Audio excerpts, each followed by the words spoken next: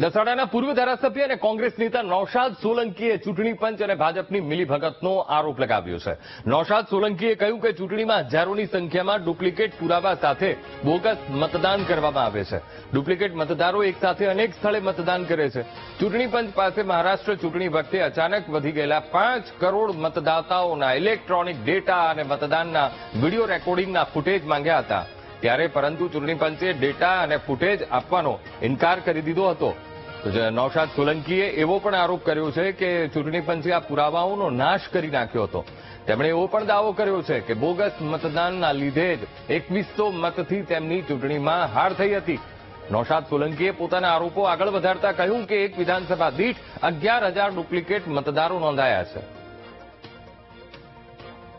Simple માહિતી માંગી મહારાષ્ટ્રની ચૂંટણી કવરને લઈને કે તમે અમને આ જે મતદાતાઓ જે 5 મહિનાની અંદર 1 કરોડ કરતા જે મતદાતાઓ વધી ગયા છે લોકસભાની ચૂંટણી અને વિધાનસભાની ચૂંટણી એનો અમને તમે ઇલેક્ટ્રોનિક ડેટા આપો, બરોબર, કે ભાઈ અમે જેથી કરીને પીડીએફ ફોર્મેટમાં સર્ચેબલ હોય કે તમે તો એ આપવાની ના પાડી માંગો છો ઇલેક્શન કમિશને. બીજા નંબરની અંદર વાત કરી કે ભાઈ તમે જે વિડીયો રેકોર્ડિંગ કર્યું છે પોલિંગ બૂથની બહાર એના અમને ફૂટેજ આપો, જેથી કરીને અમે ચેક કરીએ કે 5 વાગ્યાથી 5:30 વાગ્યાની વચ્ચે શું થયું કે જેથી કરીને આટલા બધા એકદમ મતદાનની અંદર ઉછાળો આવી જાય અને ભારતીય જનતા પાર્ટી જીતી જાય. તો એ વિડીયો ફૂટેજ આપવાની પણ ના પાડી દીધી અને સાથે સાથે બધા જ વિડીયો ફૂટેજો એ લોકોએ નષ્ટ કરી દીધા, જેથી કરીને પુરાવાનો નાશ થાય. એટલે શંકા ખૂબ પ્રબળ બની ગઈ કે ક્યાંક ને ક્યાંક આની અંદર ઇલેક્શન કમિશન છે એ ક્યાંક ચોરી કરી રહ્યું છે, ક્યાંક ને ક્યાંક ભાજપ સાથેની મિલીભગત છે.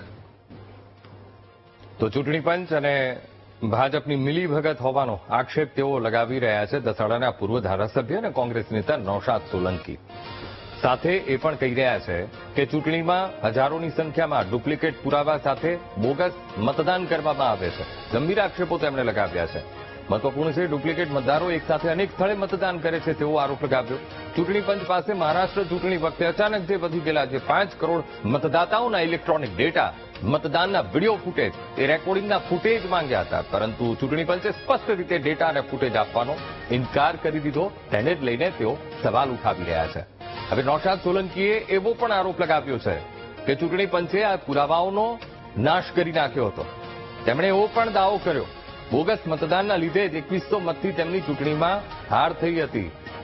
તેઓ જે ઇલેક્શન લડ્યા હતા 2022નું ઇલેક્શન, તેને લઈને પણ એ ઘટનાને પણ તેઓ સાથે જોડી રહ્યા છે.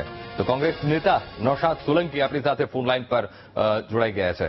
નૌશાદભાઈ, કેમ એવું લાગી રહ્યું છે કે ભાઈ ચૂંટણી પંચ અને ભાજપની મિલીભગત છે, સાથે તમારું જે ઇલેક્શન અને તમે જે ઉભા હતા એમાં તમારી હાર, એને જો તમે જોડી રહ્યા છો? નૌશાદભાઈ, કેવી રીતે આખી ઘટનાને તમે એક સાથે સરખાવી રહ્યા છો? માત્ર હું નહીં, પરંતુ સેંકડો લોકો છેલ્લા 2 વર્ષથી નૌશાદભાઈ આપણે હાર્યા છે, નૌશાદભાઈ આપણે હાર્યા છે, આપણે હારવા જ ન જોઈએ.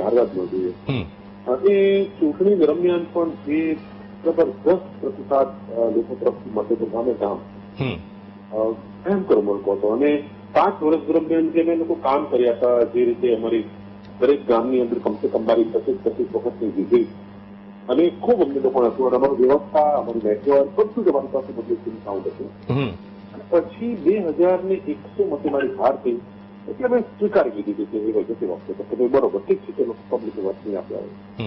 પણ મને હવે પાક્કું થઈ ગયું છે કે જનતાએ તો જેટલા લોકો સાચા હતા, હૈયાત હતા, જે જેન્યુઅન હતા, ઓર્ગેનિક હતા, એ લોકો 101% મત કોંગ્રેસની તરફેણમાં, નૌશાદ સોલંકીની તરફેણમાં આપ્યા જ છે. પરંતુ હમણાં જે રાહુલજીએ ઉજાગર કર્યું છે સત્ય, એ સમગ્ર દેશ માટે આંખ ખોલનારું છે. કઈ રીતે ચૂંટણી પંચ છે, ઇલેક્શન કમિશન છે, એ વોટર લિસ્ટની અંદર જ ગડબડી કરી અને જે આખું જે ઇલેક્શન હેક કરવાની વાત છે, આખું ઇલેક્શનની જેને કહેવાય ને કે એનું કિડનેપ કરી લીધું છે, એ પ્રકારની લાગણી અત્યારે અમને લોકોને થઈ રહી છે. અને એના જ કારણે એવું બની શકે કે આ ચૂંટણી હું હાર્યો હોઉં. મને બીજી વાત પણ મને એવું ચોક્કસ લાગે છે કે જયારે કોંગ્રેસનો ઉમેદવાર 15-20 હજાર મતે જયારે જીતતો હોય ને, ત્યારે એકચ્યુઅલી 2-3 હજાર મતે જીતે છે. એને 15-20 હજાર મત વધારાના લેવા પડે જેથી કરીને આજે ચૂંટણી પંચનું જે કહેવાતું જે કથિત જે કૌભાંડ છે એ કૌભાંડને સબસિડાઇઝ કરવું હોય તો કોંગ્રેસના કોઈ પણ ઉમેદવારે કમસે કમ 15 થી 20,000 મતે જીતવું પડે એટલી તૈયારી કરે ત્યારે 1500-2000 મતે જીતી શકે.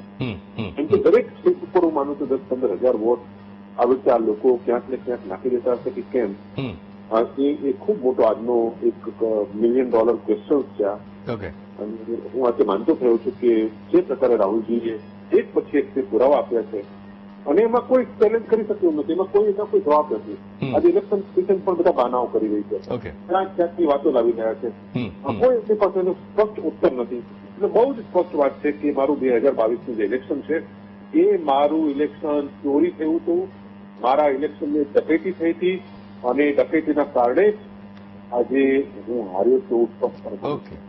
ઓકે નૌશાદભાઈ, આપ અમારી સાથે જોડાયા, વાતચીત કરી એ બદલ આપનો ખૂબ ખૂબ આભાર.